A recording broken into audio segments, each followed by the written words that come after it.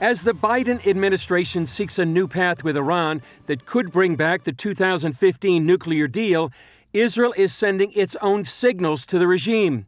IDF Chief of Staff Aviv Kohavi has announced the military will have plans ready to strike Iran's nuclear program.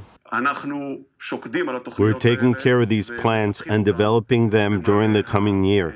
Those who decide on carrying them out, of course, are the political leaders. But these plans have to be on the table, existing, ready, and practiced.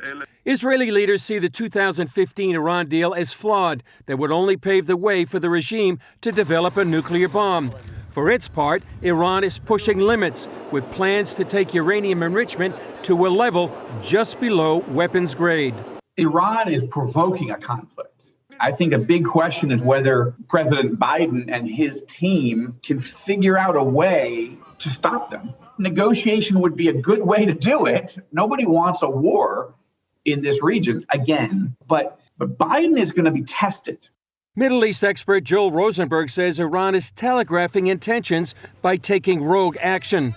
The regime recently seized the South Korean tanker and its crew near the Strait of Hormuz.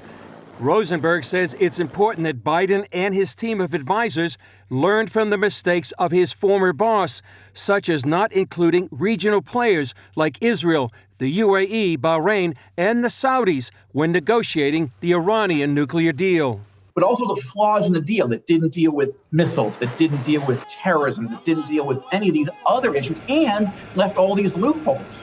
Loopholes like Iran's widespread use of proxies across the Middle East, such as Hezbollah in Lebanon and Syria, the Houthis in Yemen, and militias in Iraq that have attacked U.S. troops there. The Iranian art of war is based on fighting on other people's lands by other people's hands. Israeli Reserve Brigadier General Asaf Orion says the biggest factor shaping the Middle East right now is America's transition of power. Trump gave the Iranians the impression that he's pretty unpredictable. According to Orion, the Iranians took extreme caution about launching attacks against the U.S. with Trump in office. The stage is set for the Biden administration. While we focus on the nuclear as the most severe threat, we shouldn't overlook Iran's dual strategy of doing also indirect proxy warfare across the Middle East. Rosenberg adds Biden must keep maximum pressure on Iran to create the right conditions to negotiate and avoid war. All eyes are going to be on Biden. And if he flinches in the light of Iran's intransigence, it's going to be a very troubled season ahead. Chris Mitchell, CBN News, Jerusalem.